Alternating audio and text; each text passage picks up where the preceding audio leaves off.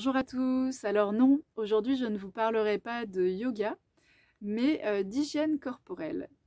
J'ai envie d'aborder ce sujet-là parce que je pense qu'il est d'autant plus d'actualité avec ce qui se passe actuellement dans le monde au niveau environnemental, au niveau climatique, avec le réchauffement, avec la sécheresse et avec très probablement des années à venir qui vont voir l'émergence de problématiques concernant l'eau. Donc, je vous ferai le lien tout à l'heure avec le sujet que je vais aborder. Donc moi, en fait, ça fait 6 ans que je me lave le corps uniquement avec de l'eau. Donc j'ai complètement arrêté d'utiliser du savon et d'utiliser du gel douche. Et je ne m'en porte pas plus mal. Donc j'ai mis en place cette nouvelle habitude suite à une réflexion que j'ai menée concernant ma consommation, concernant mon impact sur l'environnement et sur les habitudes qu'on a, qui nous sont souvent transmises dès la petite enfance. Et j'ai eu envie de me questionner sur l'utilité de certaines choses et de questionner si c'était réellement à mon service, au service de ma santé, au service de mon confort de vie, au service de mes finances, au service aussi de la planète.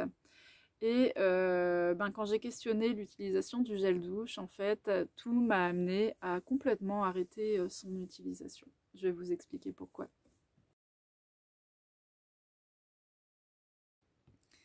Donc en fait, le savon, il a été créé dans l'Antiquité.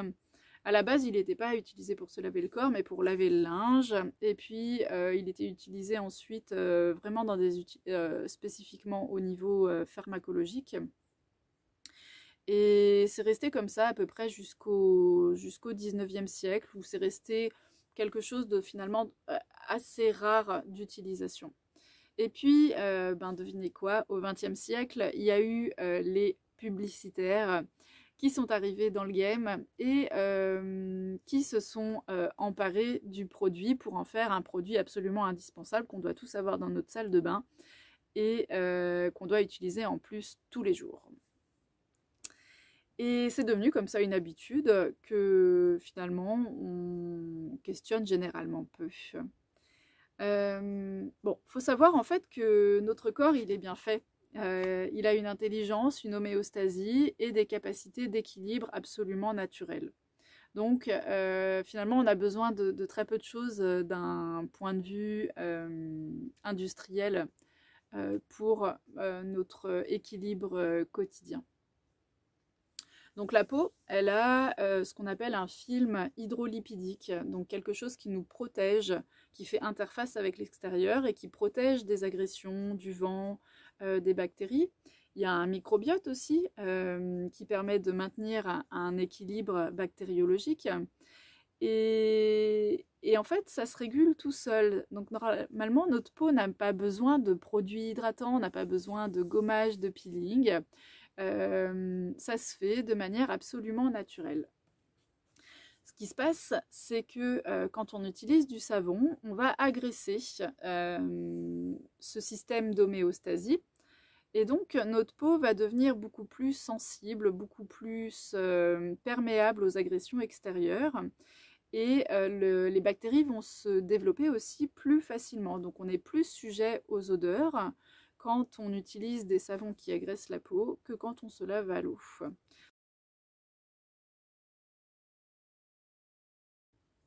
Donc en fait, quand on arrête de se laver avec du savon ou du gel douche, en fait, il se passe absolument rien. C'est-à-dire qu'il n'y a pas plus d'odeur qu'habituellement, peut-être même qu'il y en a moins. Et surtout, on arrête de s'encombrer avec des choses inutiles qui en plus sont pas spécialement bonnes ni pour le corps ni pour la planète. Donc en fait, comment je fais quand je vais me doucher, simplement, je me frotte le corps avec les mains. J'ai même pas besoin d'utiliser particulièrement une brosse ou un gant. Et voilà, je peux insister peut-être un petit peu plus sur les parties comme les aisselles, les pieds, mais je m'acharne pas non plus sur ces zones-là. Et simplement, ma douche prend 2 fois moins de temps puisque j'ai pas besoin de faire un rinçage. Et en fait, on se rend compte quand on arrête d'utiliser du savon qu'on n'a pas besoin de passer beaucoup de temps sous l'eau. Normalement, en une petite minute, c'est fait.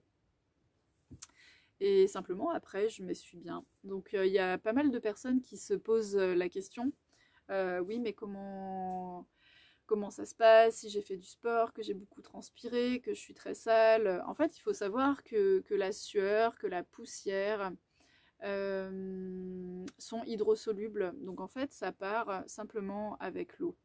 Ce qui peut se passer éventuellement, c'est si vous avez touché des choses très grasses ou très collantes, comme du cambouis ou de l'huile ou de la peinture. Là, évidemment, on peut utiliser un savon qui va enlever la graisse. Mais pour ce qui est de la salissure absolument normale, celle du quotidien, l'eau est amplement suffisante.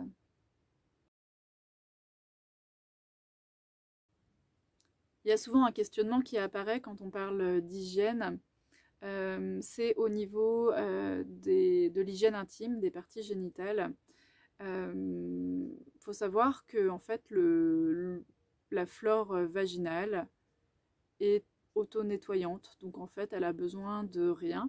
Et c'est plutôt le savon qui va avoir tendance à la fragiliser et du coup à entraîner une accentuation du risque de mycose à répétition. Donc c'est même souvent conseillé par le corps médical quand on a des déséquilibres à ce niveau-là. Il vaut mieux se laver uniquement à l'eau plutôt que de rajouter des produits spécifiques. Donc j'espère que cette petite vidéo vous aura informé et peut-être aura attisé votre curiosité à tester par vous-même et puis à voir comment ça se passe pour vous.